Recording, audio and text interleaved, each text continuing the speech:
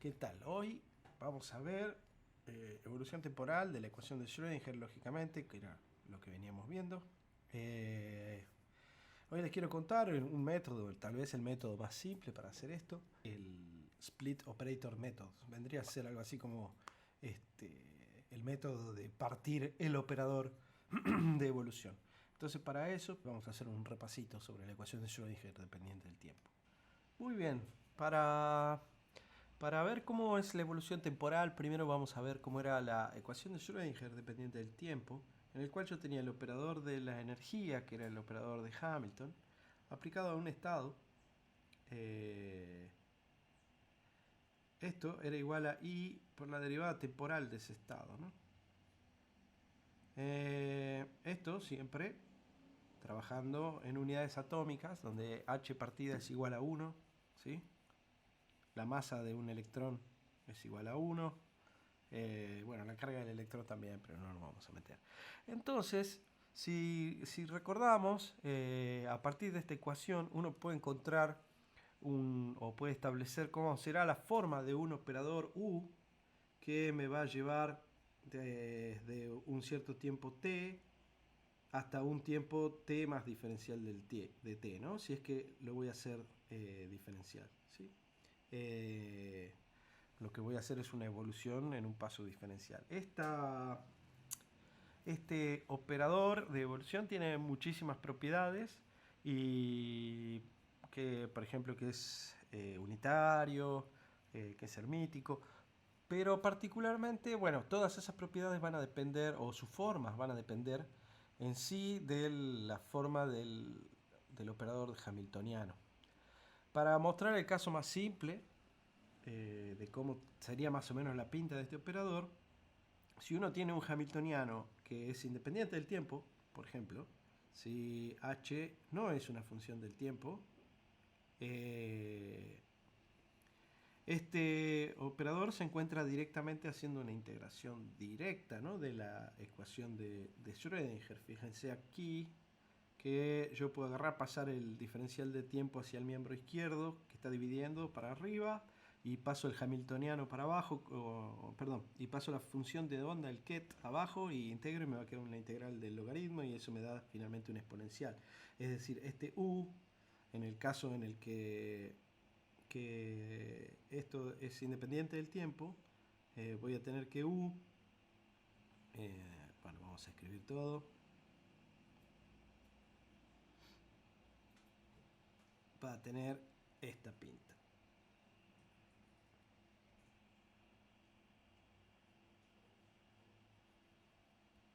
Bien, y simplemente si yo le aplico por derecha un ket, que me marque un estado, por ejemplo aquí, un psi de t0, del otro lado me va a dar como resultado un psi de t0 más de t, ¿no?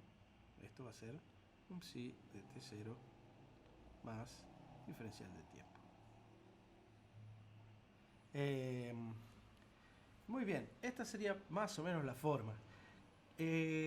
Bueno, como les decía, las propiedades y las formas de este operador de evolución dependen del hamiltoniano. En particular, cuando el hamiltoniano conmuta, o sea, el conmutador del hamiltoniano consigo mismo a todo tiempo, algo así sería, a un t', pongámosle, esto es igual a 0 para todo t y t', eh, obviamente en los reales. El hamiltoniano se puede expandir, perdón, el operador de evolución se puede escribir con la integral arriba de la exponencial. Se puede probar finalmente, digamos que si uno hace eh, un desarrollo apropiado teniendo en cuenta todos estos conmutadores, se puede escribir, siempre se puede mantener la notación para el operador evolución del tipo e a la i o a la menos i por un h por un cierto t, ¿no? Vamos a ponerlo así para que no quede confusiones, por un cierto t, donde en realidad esto hay que trabajarlo como el desarrollo en series de todo el hamiltoniano, y viendo cómo son los conmutadores, y viendo que no se pueden aplicar los operadores así como así, teniendo en cuenta, digamos, todo el ordenamiento temporal. Bueno, todo eso está en los libros de cuántica, es bastante básico y bastante inentendible también, por cierto. Ahora nosotros vamos a ver cómo es el método del el split operator method que vendría a ser el método de dividir, ¿no? El operador de evolución temporal. Supongamos que H lo voy a poder escribir como la energía cinética, bien, el P cuadrado sobre 2, más un potencial que dependa solamente de las coordenadas, pongámosle, ¿sí? Pero que dependa de las coordenadas. También le vamos a poner que pueda depender del tiempo. Lo importante es que no dependa de P en sí, ¿ven? Que dependa solamente de X y de T. Si el hamiltoniano conmuta tiempo a tiempo consigo mismo, voy a poder demostrar que para una evolución temporal diferencial, ¿bien? Diferencial, acuérdense que para un pasito lo suficientemente pequeño, U para ese pasito diferencial lo voy a poder escribir como una separación conveniente de esto. En este caso voy a hacer esa separación conveniente hablando de momentos, estamos trabajando de momentos y posiciones respectivamente. ¿Cómo va a ser esta separación? Lo que voy a decir es que voy a tener que hacer un paso de evolución temporal en el espacio de las coordenadas y otro paso de evolución temporal en el espacio de los momentos. Pero no de cualquier manera. Lo que voy a decir es que primero voy a hacer un paso, siempre voy a ir aplicando de derecha a izquierda, voy a hacer un paso en la parte que depende de X, ¿bien? Pero va a ser un paso que sea en la mitad del tamaño del tiempo. Luego voy a hacer un paso completo en la energía cinética, ¿sí? Un paso diferencial de t. Y para completar, lógicamente, voy a tener que hacer un paso, el medio paso que me faltó, ¿sí? En W, por el diferencial de t sobre 2. Entonces, si nos fijamos, y hacemos un renombrado bastante piola aquí, a este le voy a llamar UX, a este le voy a llamar UP, y a este le voy a volver a llamar el mismo UX. Este va a ser de diferencial de t, este va a ser de diferencial de t sobre 2, y este va a ser de diferencial de t sobre 2, de medio pasito. La aplicación sucesiva de estos operadores va a ser sumamente sencilla si es que trabajamos en las representaciones de coordenadas y momentos. Incluso su algoritmo va a ser bastante rápido en una dimensión, ¿no? ¿Cómo vamos a hacer esto? Fijémonos qué pasa en el problema que vamos a trabajar nosotros. ¿Se acuerdan que resolvimos el oscilador armónico? Bien, el oscilador armónico que teníamos el operador p cuadrado más un medio de omega cuadrado x cuadrado, ¿sí? A este oscilador armónico lo vamos a meter en un campo eléctrico que oscila, ¿sí? En el tiempo. Ese potencial del campo eléctrico que oscila en el tiempo lo vamos a poner aquí. Entonces va a tener un seno de una frecuencia por t, obviamente por x, de manera tal que el campo eléctrico simplemente sea la oscilación. Bueno, si nos fijamos, esto yo lo voy a poder separar, esta parte de la energía cinética me va a quedar todo en términos de P, y esta parte me va a quedar todo en términos de X. ¿Bien? Y así aplicar este operador de evolución temporal para evolucionar un paso en mi problema va a ser bastante sencillo. ¿Por qué? Porque aprovechando el tema de los cambios de representaciones, vamos a poder aplicar cosas que ya vimos. Sabemos bien de la cuántica que, por ejemplo, vamos a escribir con el anaranjadito, un estado se escribe en la representación de coordenadas, este psi de t, así. Esto es igual a la función, ¿bien? En la representación de coordenadas de x y el tiempo, lógicamente. Pero también, si yo me paso a las coordenadas de los momentos, voy a usar el mismo estado psi, pero le voy a poner otro nombre aquí, le voy a poner phi, ¿bien?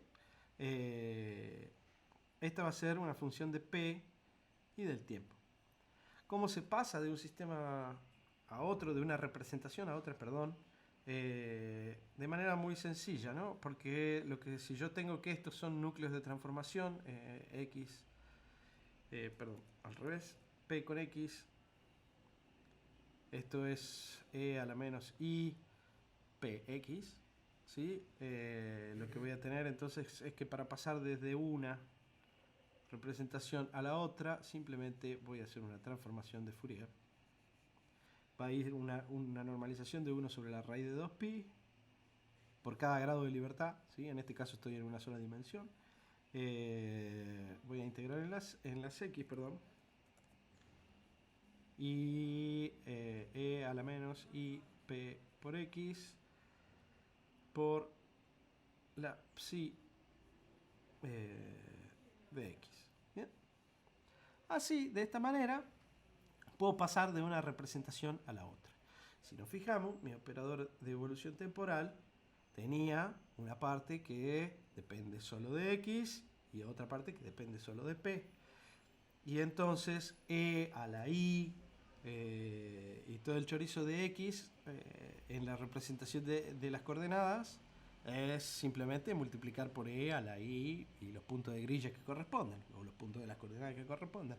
Y para trabajar en las p, si yo agarro y me paso a la representación de los momentos, la energía cinética es multiplicar e a la i p cuadrado, y no tengo que hacer las derivadas, eso es lo importante, porque si no tengo que, acuérdense que p en la representación de las coordenadas es una derivada, entonces p cuadrado es la derivada segunda y todo eso, y nos vamos a evitar tener que hacer derivadas numéricas. Entonces veamos cómo voy a hacer esto. Si yo me parto con un estado psi de x, ¿bien? A cierto tiempo t, y lo voy a hacer una evolución de un pasito diferencial de t, lo que voy a hacer es aplicar ux de diferencial de t sobre 2. Esto me quedó un lío, vamos a escribirlo bien bonito. Lo que voy a hacer entonces es aplicar u sub x de diferencial de t sobre 2, ¿no? Y a todo esto, lo que voy a hacer es aplicarle medio paso de evolución temporal del operador u sub p, perdón, un paso completo de t. Y luego, a todo esto, lo que voy a hacer es aplicarle el operador de evolución temporal ux en medio paso del tiempo. Todo esto va a ser entonces mi función en la representación de coordenadas en dx, bueno, en t más diferencial de t. Bien, entonces así hago una evolución. Bueno, perfecto. ¿Cómo voy a hacer para hacer que esto sea muy fácil y muy sencillo? Lo que voy a hacer, y lo que se hace con este Split Operator Method entre las coordenadas y los momentos, es agarrar esta parte. Una vez que yo hago este producto, lo que hago es sacar la transformada de Fourier de todo esto. Y entonces, esto va a ser una función de p. Bien, la transformada de Fourier de todo esto es una función de p. Lo multiplico por up. Bien, y a todo esto, entonces, le hago la transformada inversa de Fourier, lo multiplico por ux y listo.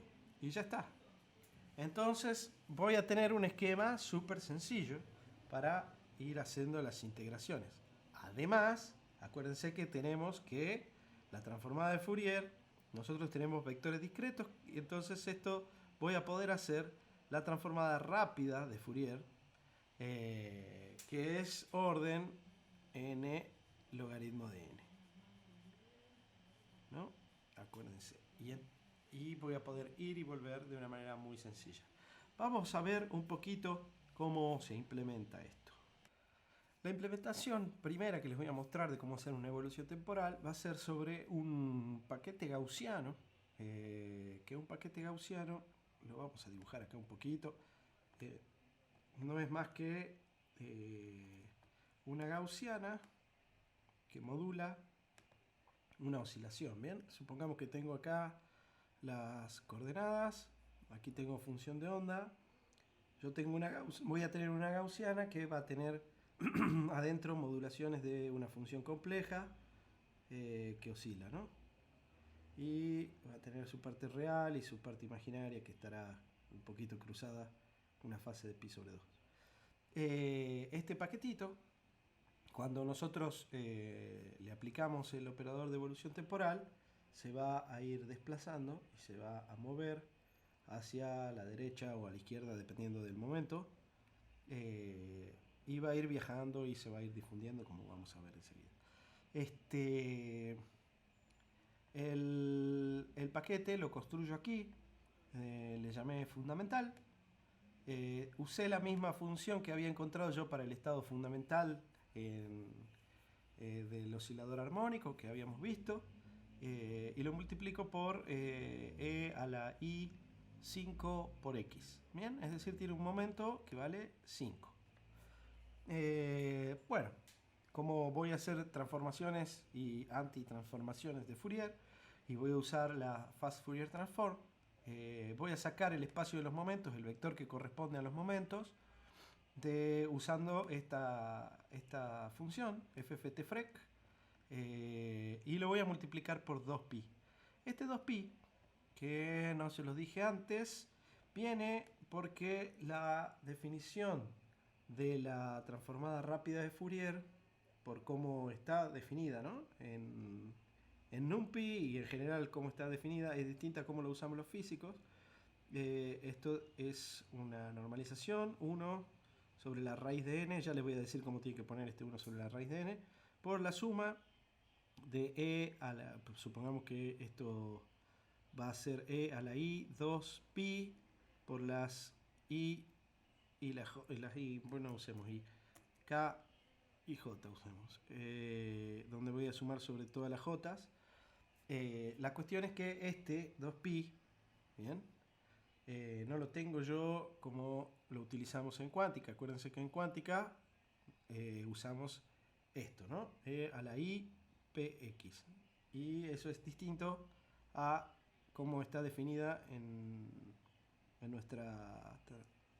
nuestro paquete de rutinas de la transformada rápida de Fourier. Pero, salvando ese detalle, que acá multiplico por 2pi a todos los momentos, a todo el espacio dual de Fourier, ya tengo lo que necesitaba.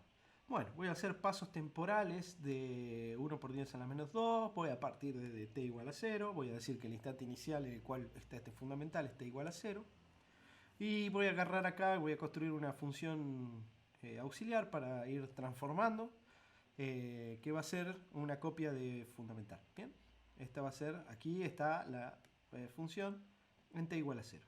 Entonces, aquí, solamente para explicar, puse este blas igual a 0, que lo que yo tendría que hacer entonces es multiplicar a mi función, ¿bien?, por el operador u de las coordenadas por un paso h sobre 2, ¿bien?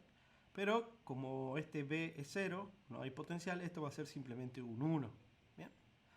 Pero esto era para recordarles que tengo que multiplicar por el operador evolución temporal en la parte de las coordenadas un pasito h sobre 2.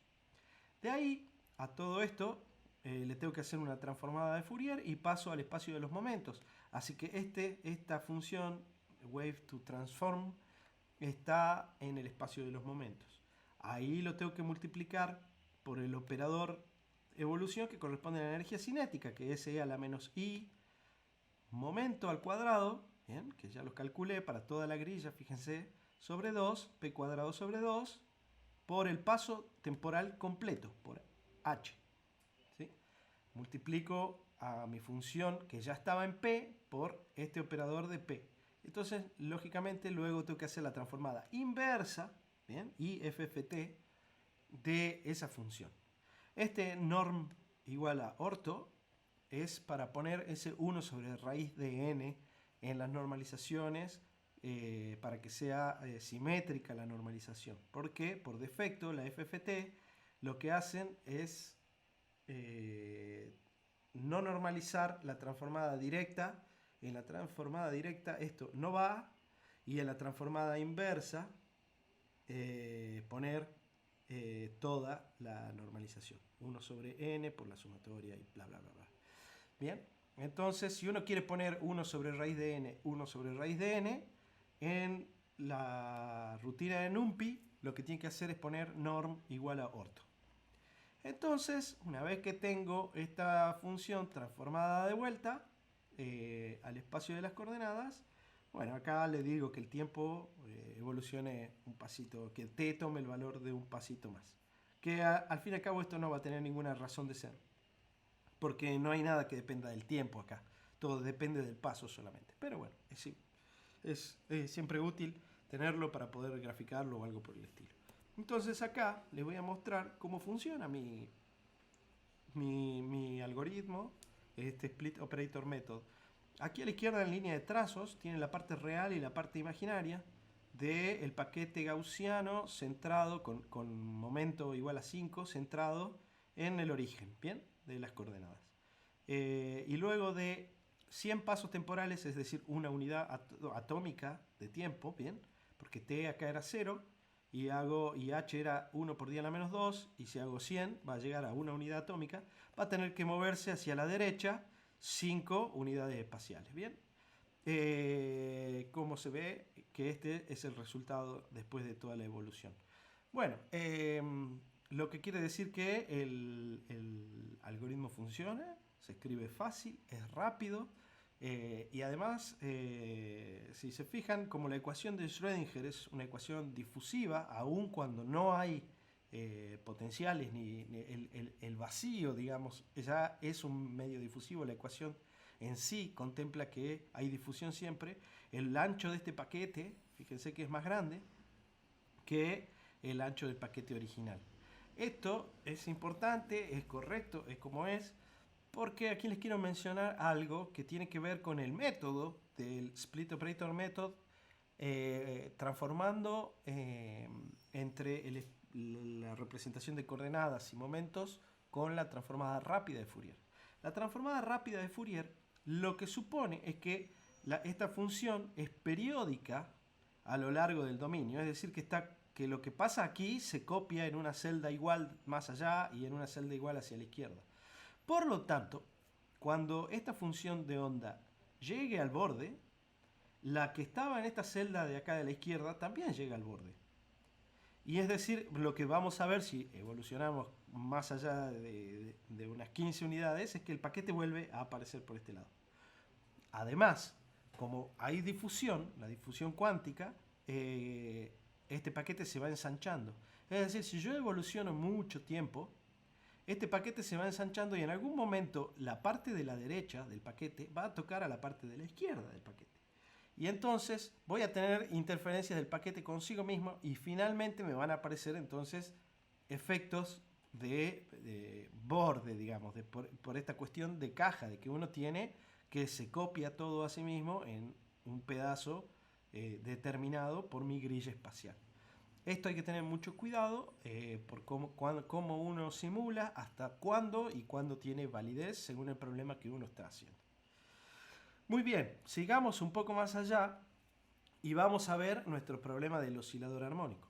En el oscilador armónico, que lo pusimos adentro de un potencial que oscila, acuérdense de un campo eléctrico, perdón, que oscila, Por aquí lo habíamos anotado. A ver, perdón, esto. Fíjense que aquí yo tenía este terminito, bien, que depende del tiempo, que no es otra cosa más que como si yo hubiese puesto todo mi sistemita del oscilador armónico adentro de las placas del capacitor, y acá le pongo una fuente variable. Entonces esto va a tener un efecto que es interesante, porque lo que va a hacer es moverme el potencial. Pensemos un poquito que lo que yo tengo es un potencial de la forma esta, ¿no? A ver, si este es el potencial del oscilador armónico, ¿bien? Yo lo que voy a hacer es sumarle un término que es lineal en X, que va a ser, por ejemplo, que va a ir variando, ¿bien? De esta forma, haciendo que el resultado de esa suma, ¿sí?, sea que esta parábola se vea siempre desplazada alrededor de como una parábola así invertida, donde el centro se va a ir viendo desplazado y va a quedar siempre torcida en distintos puntos. Esta oscilación de la parábola, o podríamos hablar en criollo mal y pronto, este zarandeo, lo que me va a producir es que si yo tenía un estado fundamental, pongámosle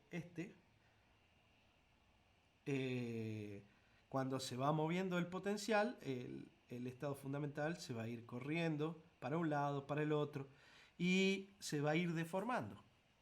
Al deformarse, va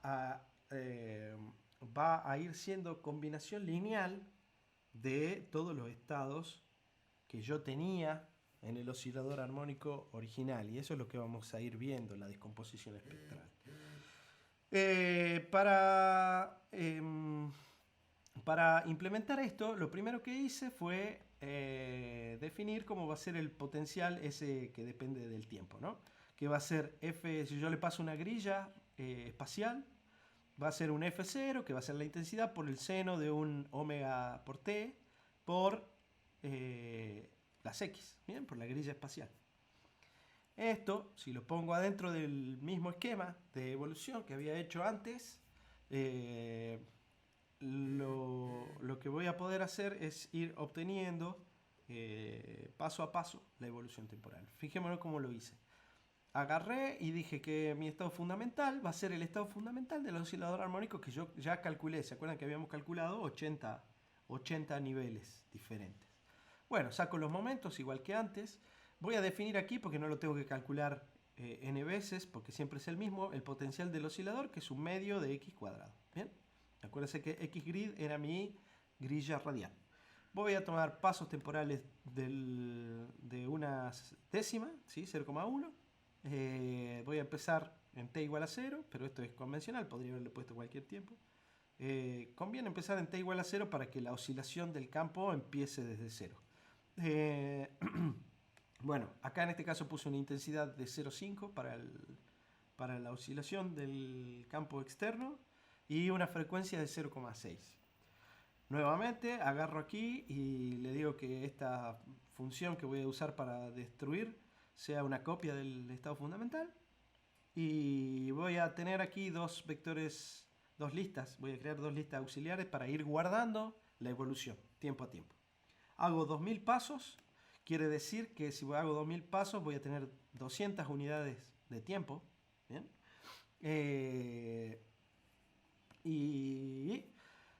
Lo que hago acá es primero definir el potencial total, que va a ser el del oscilador más este temporal con sus parámetros y a tiempo t. Entonces, este primer paso, la primera evolución de medio paso temporal, va a ser en la multiplicación de mi función de onda en la representación de coordenadas, en las coordenadas, por e a la menos i, el potencial, por h sobre 2. ¿Sí? Fíjense que todo esto son vectores, ¿no? Sobre toda la grilla espacial. Una vez que tengo esto, lo que tengo que hacer es hacerle la transformada de Fourier, como ya habíamos hecho, y se la vuelvo a asignar a esta wave to transf, que está en el espacio de los momentos ahora. Entonces, ahora que lo tengo en el espacio de los momentos, porque hice la transformada de Fourier, lo que hago es multiplicarla por e a la menos i, momento al cuadrado sobre 2, por h completo, no h sobre 2, por h, porque tengo que hacer el paso completo en esta energía cinética, y la multiplico por la función que ya está en el espacio de los momentos. Una vez que tengo eso, agarro a ese mismo evol y le hago la transformada inversa de Fourier, ¿sí? Y la vuelvo a asignar a wave to transf. Entonces, acá tengo wave to transf de nuevo en el espacio de las coordenadas, donde ya le incorporé esta evolución que me produce la energía cinética, ¿sí? La mitad, el paso, pero la parte correspondiente a la energía cinética, el UP que le habíamos puesto.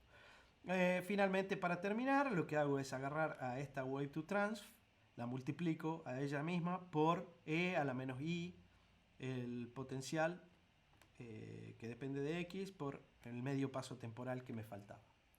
Una vez que está eso, ya avancé un paso h. Esto lo que hizo fue avanzar un paso h en el tiempo. ¿Bien? Que acá hago el tema h. Porque me interesa cada dos evoluciones, cada dos pasitos, voy guardando en esa lista el tiempo t y voy guardando la función de onda completa. Ahora vamos a ver por qué voy guardando la función de onda completa. Porque si yo resuelvo, normalmente cuando resuelvo la ecuación de Schrödinger, tengo un paquete de onda que puede estar completamente deformado y sí me va a dar a dónde está dónde tengo los lugares de mayor probabilidad, de menos probabilidad, le puedo sacar el valor medio de la energía y todo. Pero lo que normalmente hacemos es hacer una descomposición espectral en términos de un problema conocido. En este caso, del problema original. Yo lo que quiero ver es, en función del oscilador que yo resolví sin ese campo eléctrico externo, cómo se van excitando y se van poblando los estados excitados. ¿Bien? Para yo poder ver cómo se van poblando los estados excitados, lo que voy a tener que hacer es proyectar sobre la base. A ver, esto significaría que yo en un tiempo t, vamos a ponerlo en anaranjado para que quede más bonito, yo en un tiempo t, mi función de onda la puedo escribir como una combinación, ¿no?, de n igual a 0 hasta infinito, pero bueno, yo trunco en 80, mi base, de unos a sub n, que van a ser función de t, por los vectores de la base, que déjenme que les ponga una phi así, sub n de x, donde estos son los estados del oscilador armónico, ¿sí? Le vamos a poner así, del oscilador armónico, común y corriente, en la representación de las coordenadas. ¿Quién es a sub n de t? Haciendo uso de lo que ya sabíamos de las representaciones, yo lo que puedo agarrar y hacer es ver qué pasa con esta base, que voy a decir que es completa hasta n igual a 80, y puedo simplemente hacer esto, que el estado psi de t sea igual a la suma en n de el estado n con psi de t por el estado n, ¿no? Donde esto no es más que la relación de clausura, ¿sí? Es un operador unitario.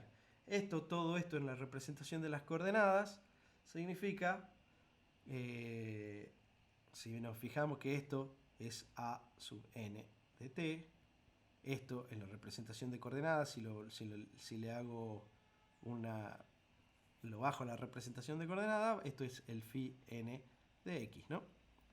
Entonces, De acá puedo tener que a sub n de t no es más que la integral, ¿sí?, sobre todo el espacio. ¿De quién?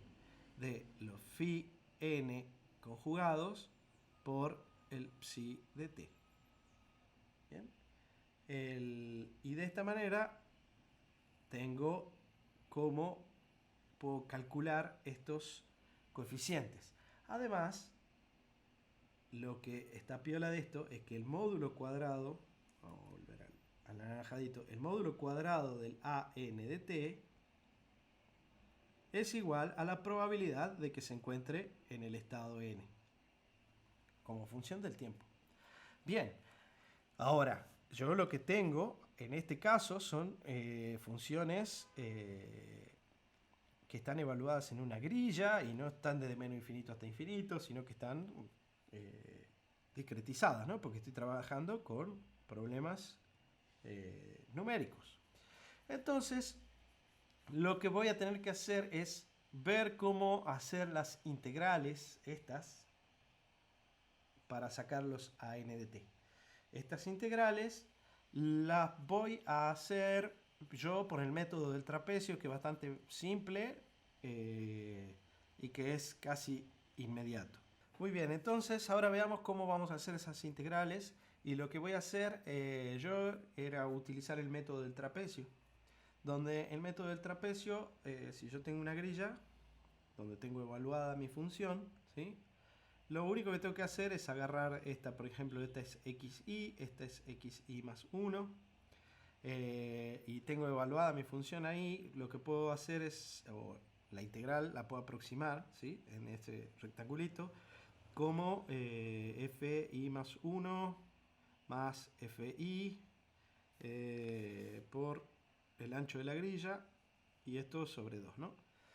No sé por qué puse al revés el orden, pero bueno, no importa. Ahora, si yo me fijo todo esto sobre la grilla en total, cuando yo integre en este pedacito, más este pedacito, más este pedacito, me van a ir apareciendo dos veces dos veces este una sola vez, una sola vez. ¿Bien?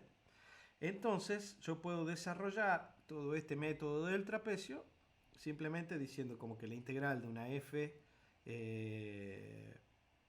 por el diferencial de x, sea en donde sea, esto va a ser aproximadamente igual a la sumatoria de ¿quién? De las f sub i, ¿bien?, por delta, salvo para los extremos, que van a ir divididas sobre 2. Bien, esto va a ser más f0 por delta sobre 2 más fn-1 por delta sobre 2. Esa es la última. Entonces esto va a ir desde 1 hasta n-2. ¿Bien? La sumatoria. De esta manera, si yo soy inteligente, voy a poder hacer todas las proyecciones de un solo saque. ¿Cómo? Recordemos que yo tenía mi base, ¿sí? Mi base va a tener la phi 0 como una grilla aquí, ¿sí? Voy a poner así genérico, phi del estado 0, donde va a tener todos los puntitos. La phi del primer estado excitado, y así hasta la phi que yo saqué, que era la 79, ¿no? Así, pero en realidad esto, si fuera el problema exacto, esto va hasta infinito. Pero voy a tener ordenados de esta manera en un array todas mis funciones de la base. Por otro lado, yo fui corriendo tiempo a tiempo y las fui guardando a mis funciones instante o tiempo a tiempo que fui evolucionando. En realidad cada 2 pasos, ¿se acuerdan? Pero no importa. Yo lo que voy a tener es mi psi de t0, pongámosle, que va a ser un array aquí. ¿Bien? Y así hasta un psi de tn, cualquiera, el que sea. Entonces, si yo me fijo, el producto escalar entre dos matrices es el producto escalar entre dos vectores en sí, es la suma de los productos de los elementos de índices iguales. Por lo tanto, si yo agarro y a todas estas matrices, por ejemplo, de este lado, agarro y hago que el elemento primero lo divido sobre 2, ¿bien? El elemento último lo divido sobre 2, así para todas, ¿bien? Este lo divido sobre 2 y el elemento último lo divido sobre 2 y para todas. Puedo simplemente agarrar y hacer el producto escalar entre esta y esta. ¿Bien? Y eso ya es el valor de la integral, es el valor de la proyección. Es más, supongamos que a esta le llamo phi, así, que significa para mí phi matriz. ¿Bien? Y a esta le llamo psi matriz, que esta es la función del tiempo y estas son las funciones de base. Si yo agarro y hago esta división por 2 del primero y el último, y entonces a la phi matriz la transpongo, lo único que tengo que hacer es la phi matriz, producto de matricial, ¿sí? De la psi matriz transpuesta. Si hago esto, chao picho, tengo todas las proyecciones en función del tiempo para cada uno de los estados. Porque supongamos que acá tengo, esta tiene n-grid por, perdón, al revés, tiene 80 elementos por n-grid. Y ahora esta otra tiene n de tiempos, elementos, por n-grid. Entonces, al yo transponerla, la voy a dar vuelta, hago el producto escalar y me van a quedar una matriz que tenga 80 por n tiempo. Esto les voy a mostrar cómo lo hago. Simplemente, bueno, haciendo array, convirtiendo array mis listas de la base y de la que fui guardando en el tiempo. Acuérdense que acá la iba guardando cada 2 pasitos temporales. Bien, iba haciendo waves to plot.append, el resultado del paso temporal.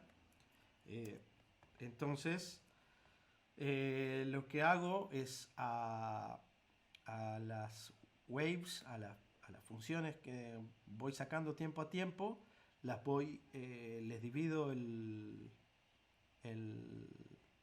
primero y el último elemento, se los divido por 2, y acá llamo proyección al producto matricial de la base, que iría conjugada, acuérdense, porque son complejos conjugados, pero recuerden que mis funciones eran reales, así que eso da igual, pero esto lo puse para que quede explícito. Hago el producto de la base por las funciones de onda traspuestas. Bien. Y todo eso lo multiplico por el delta y listo. Fíjense, tenía la base tenía 80 funciones y el n-grid. Bien. La otra tengo 1000 pasos temporales y el n-grid. Cuando transpongo esta me queda 4000 el n-grid, 1000 pasos temporales. El producto de las matrices me queda 80,1000. Recuerden que para multiplicar matrices conviene siempre utilizar rutinas que hagan alguna vectorización o algo por el estilo. En particular NumPy tiene esta función que se llama matmul, que no es hacer el orden cubo que requiere hacer una matriz, un producto de matrices, sino que normalmente están optimizados para que sean más rápidos. Bien, entonces multiplico estas matrices y veamos cómo son las proyecciones en función del tiempo.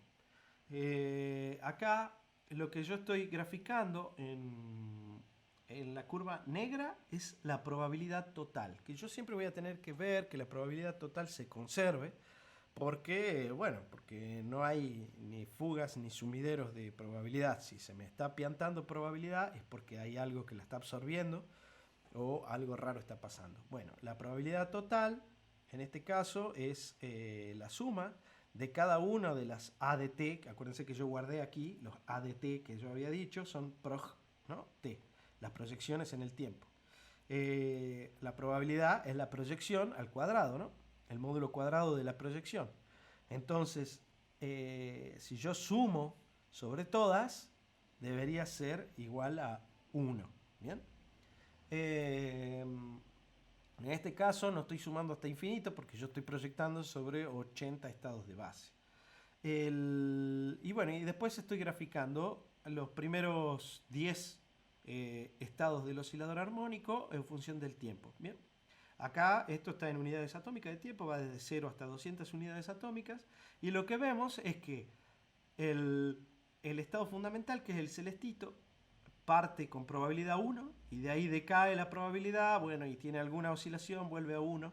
Y lo que va sucediendo es que el primer estado excitado, el n igual a 1, se va poblando, es decir, hay mayor probabilidad de encontrarlo con n igual a 1, y después con n igual a 2, y así, con n igual a 3, se van poblando todos y van oscilando.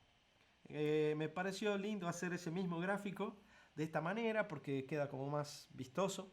Donde es lo mismo, aquí en el eje de la izquierda tengo el n, y acá en el eje horizontal, perdón, el eje vertical es el n, el eje horizontal es el tiempo, y lo que podemos ir viendo es cómo se van poblando los estados en función del tiempo, los estados excitados. Sí, muy bien.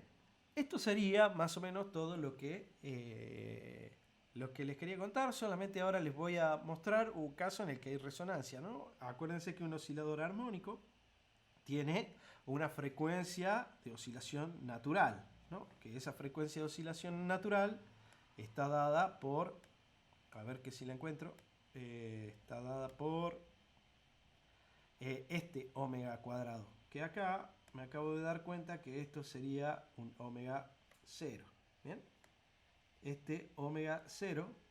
Y cuando este seno de omega t tiene la misma frecuencia, esta forzadora, ¿bien? Esto sería un oscilador forzado de alguna manera. Esta forzadora tiene la misma frecuencia, yo lo que tengo es una resonancia. ¿Qué significa esa resonancia? Que cada vez, que a medida que va oscilando y oscilando, la transferencia de energía es máxima, y si no hay nada que la disipe, se va a tener que ir excitando, excitando, excitando, excitando cada vez más y más y más. Bueno, el procedimiento es lo mismo, o sea, estoy copiado y pegado básicamente, pero acá fíjense que puse el W igual a 1, porque yo en mi potencial del oscilador que yo resolví, había puesto un medio de x cuadrado, lo que quiere decir que omega cuadrado era igual a 1. Entonces acá voy a poner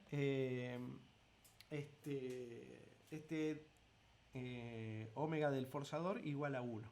Bueno, hago toda la misma historia exactamente igual.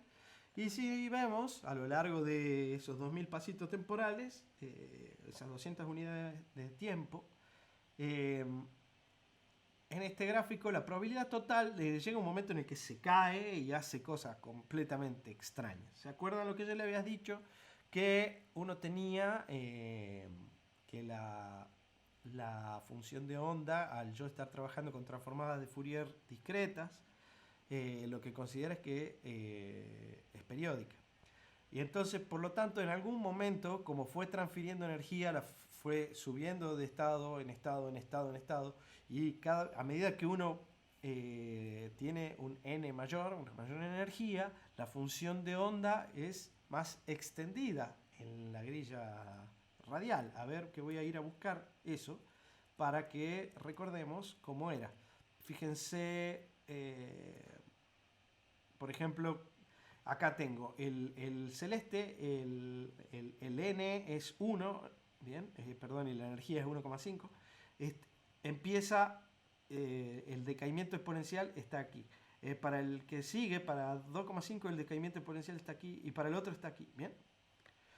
A medida que yo aumento la energía, el decaimiento exponencial se va abriendo, porque es lógico, las oscilaciones son más amplias, ¿no?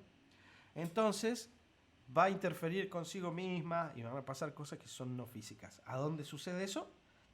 Por acá. Bien, cuando la probabilidad total se cae y pasan estas cosas extrañas. Aquí particularmente, fíjense que yo les muestro los últimos 10 estados excitados, 70, 71 hasta 79, ¿Cuándo se empiezan a poblar? Y se empiezan a poblar alrededor de esos, de cuando se empieza a destrozar todo, ¿bien? Es decir, que debería esperar que tenga, que se pueblen todos esos estados, porque lógicamente es una resonancia, no hay nada que disipe la energía que le está entregando el campo, y lo que la física dice es que, bueno, yo parto del estado fundamental y el campo al oscilar le entrega energía y entonces va excitándose y va subiendo de niveles ese electrón en el oscilador armónico, va subiendo los niveles energéticos, teniendo siempre, fíjense, alguna pequeña oscilación, que eso tiene que ver con la oscilación del campo precisamente, y así hasta que se me escapa de mi base y además se escapa de mi grilla radial y esto, todo lo que pasa acá a la derecha ya es un lío. Así que muy bien, esto era todo lo que les quería contar. Espero que este curso, bueno, que esta es el último encuentro, esta es lo último que de todo el curso que quería contarles, haya sido de provecho.